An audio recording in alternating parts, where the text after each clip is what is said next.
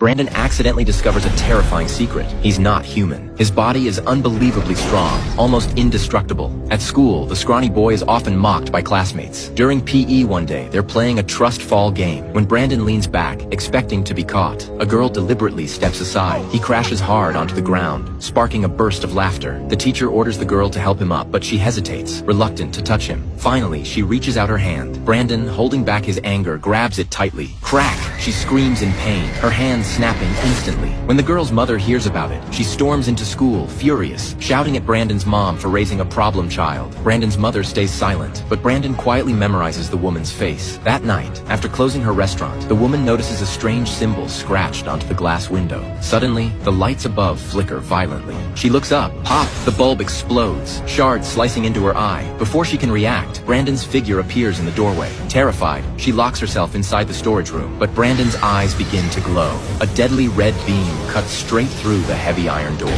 The next day, the police arrive to investigate, but they find nothing. Meanwhile, Brandon hides in his uncle's closet, scaring him half to death. His uncle wants to take him home and plans to tell his parents about his strange behavior, but Brandon puts on a mask. A single blast sends his uncle flying. Panicked, the uncle jumps into his car and speeds away, trying to call the police. Suddenly, the vehicle halts mid-road, lifted into the air by an unseen force. It hovers for a moment, then plummets straight down. Brandon finally returns home. His parents are frantic. They've been searching for him all day. His stepfather demands to know where he's been, but Brandon snaps back angrily. For the first time, they witness his inhuman strength. That night, the phone rings. It's bad news. His uncle died in a car crash, one tragic event after another, and his stepfather starts to suspect the truth. He secretly searches Brandon's room and discovers a shirt stained with blood. DNA tests confirm it matches his dead uncle. Now there's no denying it. All these deaths are somehow tied to Brandon. The stepfather becomes convinced Brandon isn't even human. He tricks Brandon into joining him on a hunting trip. While Brandon's distracted, he raises the rifle and pulls the trigger. Bang! The bullet hits Brandon square in the head, but he doesn't flinch. Not a scratch. He stands there like a machine made of steel. The stepfather tries to fire again, but he never gets the chance. That's when Brandon's mother finally realizes the truth. Brandon isn't her son. Years ago, she had found him